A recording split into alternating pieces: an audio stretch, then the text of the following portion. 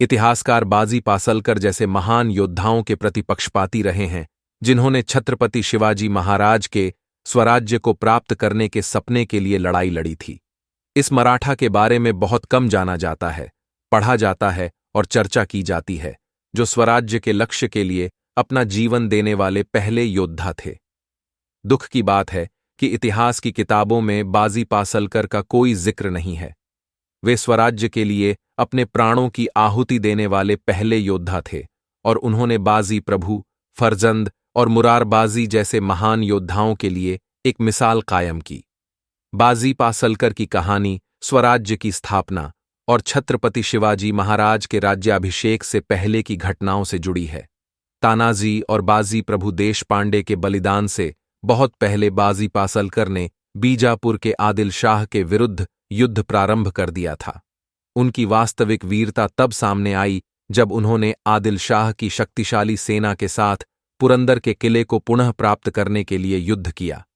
छत्रपति शिवाजी महाराज के लिए पुरंदर का किला स्वराज्य के स्वप्न को सुदृढ़ करने के लिए रणनीतिक रूप से महत्वपूर्ण था। छत्रपति शिवाजी महाराज के आदेश पर बाजी पासलकर ने अपने मुट्ठी भर सैनिकों के साथ पुरंदर में स्थित शत्रुओं पर आक्रमण कर दिया। बाजी की भिड़ंत आदिल शाह के सेनापति फत्ते खां से हुई। बाजी पासलकर की क्रूरता ऐसी थी कि फत्ते खां इस महान योद्धा के क्रोध का सामना नहीं कर सका। अपने प्राणों के भय से फत्ते खां युद्ध भूमि से भाग गया। बाजी को कोई रोक नहीं सकता था। उसने अकेले ही फत्ते खां का पीछा किया। दुर्भाग्य से यह बाजी पासलकर के लिए मृत्यु का जाल था। फत्ते खां ने अपनी सशस्त्र सेना एकत्रित की और धोखे से बाजी पर आक्रमण कर दिया। बाजी ने आखिरी दम तक लड़ाई लड़ी, लेकिन स्वराज्य की रक्षा करते हुए युद्ध में मारे गए।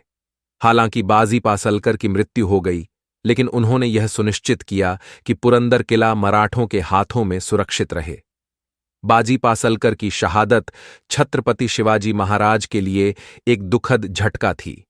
यह बाजी पासलकर ही थे जिन्होंने छत्रपति शिवाजी महाराज को व्यक्तिगत रूप से मार्शल आर्ट का प्रशिक्षण दिया था।